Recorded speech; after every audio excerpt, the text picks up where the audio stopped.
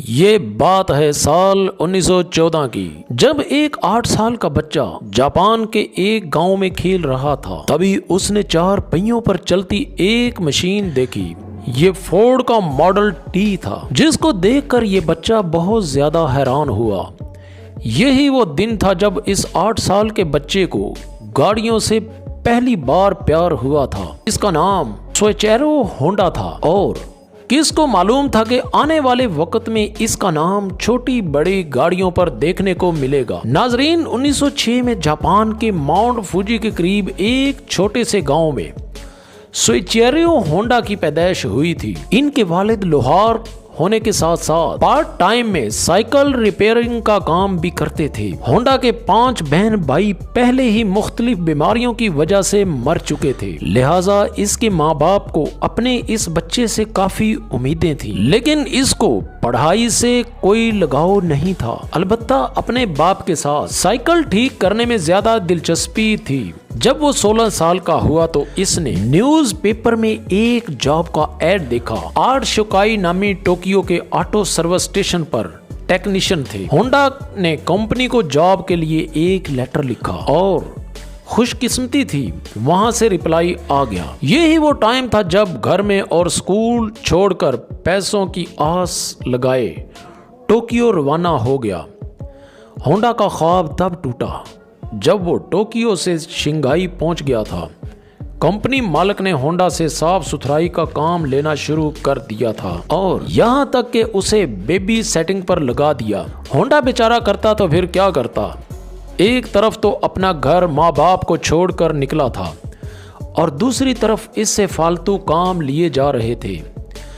उसे वापस अपने घर जाने में शर्म आ रही थी।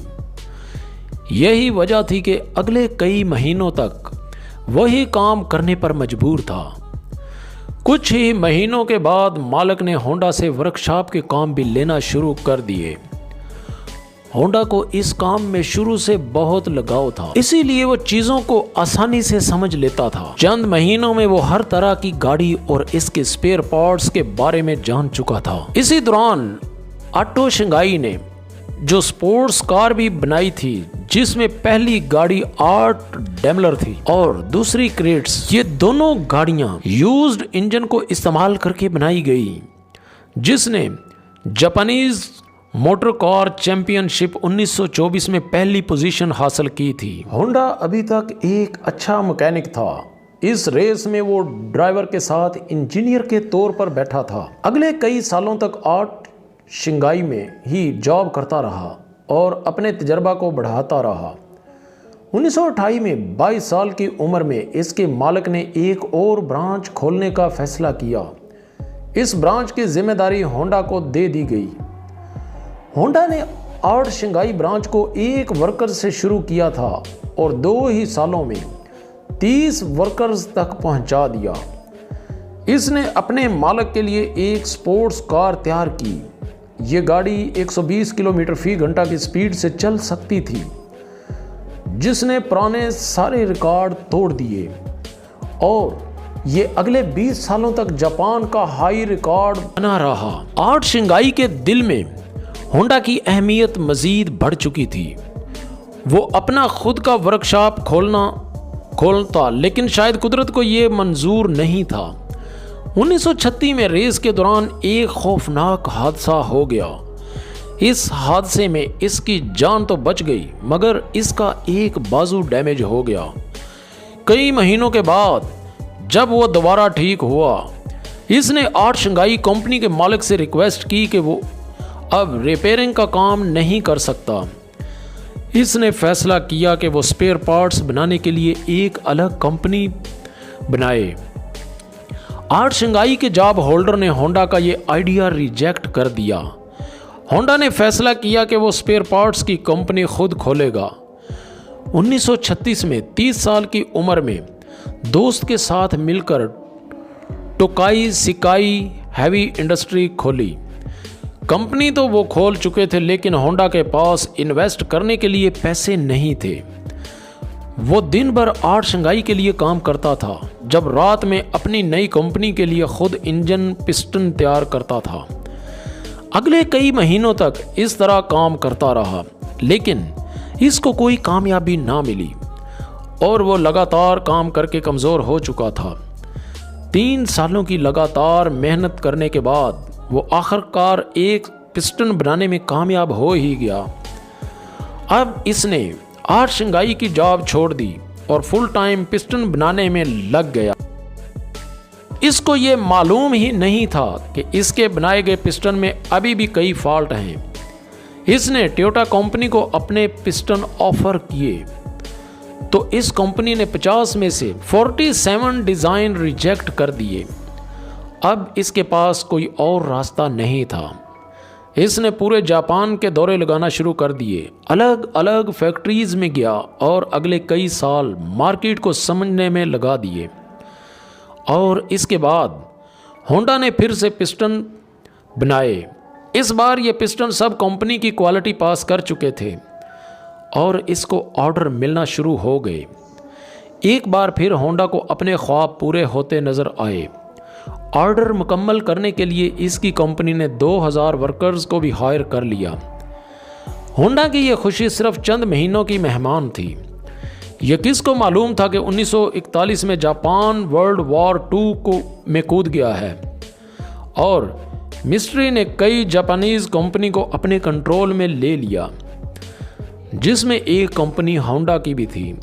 अगले 3 साल इंतहाई मुश्किल में गुजरे, लेकिन 1944 में एक वाकया हुआ जिसने होंडा की उम्मीदों पर पूरी तरह से पानी फेर दिया। एयर रेड के दौरान एक मिसाइल सीधा होंडा की कंपनी पर आकर लगा। पूरे मुल्क के हालात बदतर से बदतर होते जा रहे थे। जापान जंग हारता हुआ दिखाई दे रहा था। फिर 1945 में 2 अटैक हुए जिसने जापान की कमर ही तोड़ दी। जंग तो ख़त्म हो चुकी थी। होंडा अपना सब कुछ खो बैठा था। इसने अपनी कंपनी का सामान सेल कर दिया, टोयोटा को सामान बेचा और एक बार फिर से जॉबलेस होकर बैठ गया। यह हालत सिर्फ होंडा के साथ ही नहीं थी, बल्कि जापान बहुत बुरे क्राइसिस से गुजर रहा था। इकोनॉमी मेल्ट हो रही थी, महंगाई ने सबकी कमर तोड़ रखी थी। पब्लिक ट्रांसपोर्ट का मिलना इंतहाई मुश्किल था क्योंकि जापान में पेट्रोल भी नायाब हो चुका था। इस दौरान होंडा को जापानीज आर्मी का एक छोटा इंजन मिला जिससे वो रेडियो चलाया करते थे। अपनी आदत से मजबूर उसे एक आइडिया आया। इसने सोचा क्यों ना इस इंजन को एक साइकिल में लगाकर अपनी ट्रांसपोर्ट का मसला हल किया जाए। इससे ट्रांसपोर्ट आसान भी हो जाएगी और सस्ती भी पड़ेगी, क्योंकि इस दौर में लोग पहले ही महंगाई से बहुत ज़्यादा परेशान थे। तो जब उन्होंने ये ही इंजन एक साइकिल पर लगा देखा तो सबको ये आइडिया बहुत अच्छा लगा। चंद इस्तेमाल शुदा इंजन तो होंडा को मिल गए, लेकिन लोगों की डिमांड इतनी ज़्यादा थी कि अब होंडा ने खुद नया इंजन डिज़ाइन कर लिया। ये हिस्ट्री में पहली बार था कि किसी मशीन पर पहली बार होंडा का लोगो देखा गया। होंडा के पास इतने पैसे नहीं थे कि वो साइकिल बना सके, लिहाजा इसने 18,000 दुकानदारों के नाम लेटर लिखा। लोगों को होंडा पर इतना भरोसा था कि 3,000 दुकानदारों ने इसको पॉजिटिव रिप्लाई दिया और पैसे भी एडवांस में दे दिए। अगले 3 सालों में होंडा ने एक ऐसी मोटरसाइकिल बनाई जो मार्केट के ऐन मुताबिक थी। ये सुपर कब के नाम से लॉन्च की गई, जिसने मार्केट में आते ही धूम मचा दी। ये मॉडल इतना कामयाब हुआ कि 1958 में इसने अमेरिका की कंपनी को भी पीछे छोड़ दिया, क्योंकि होंडा को रेसलिंग का बहुत ज़्यादा शौक था। इसीलिए इसने स्पोर्ट बाइक बनाने का फैसला किया। वो रेसलिंग में जाता और जीतने वाली बाइक के फीचर नोट कर लेता। चंद सालों में होंडा की पहली स्पोर्ट्स बाइक तैयार कर ली गई, जिसने 1962 में इंटरनेशनल रेसलिंग कंपटीशन में पहली पोजीशन हासिल की। इस रेस ने होंडा का नाम पूरी दुनिया में फेमस कर दिया। अब होंडा दुनिया की सबसे बड़ी मोटरसाइकिल कंपनी बन चुकी थी और 1968 में ये 1 करोड़ यूनिट्स बेच चुकी थी। अपनी ज़िंदगी के 62 साल गुजारने के बाद होंडा को कामयाबी तो मिल चुकी थी, लेकिन वो ख्वाब बचपन के लिए बैठा था, वो अभी तक पूरा नहीं हुआ था। होंडा अब कार मैन्युफैक्चरिंग की तरफ भी जाना चाहता था। कई लोगों ने उनको ऐसा करने से मना किया, लेकिन उन्होंने किसी की भी ना सुनी। इस वक्त जापान में टोयोटा और निसान जैसी कंपनी अपने पांव जमाए बैठी थी। वहां मार्केट में नई जगह बनाना काफ़ी मुश्किल था। होंडा ने अपनी पहली पिकअप ट्रक T360 लॉन्च की, जो कि फेल हो गई। इसके बाद S500 लॉन्च की, जिसके सिर्फ 1300 यूनिट्स ही सेल हुए। कई सालों की मेहनत और कई दर्जन डिज़ाइन रिजेक्ट होने के बाद फाइनली 1972 में होंडा स्विक लॉन्च की गई।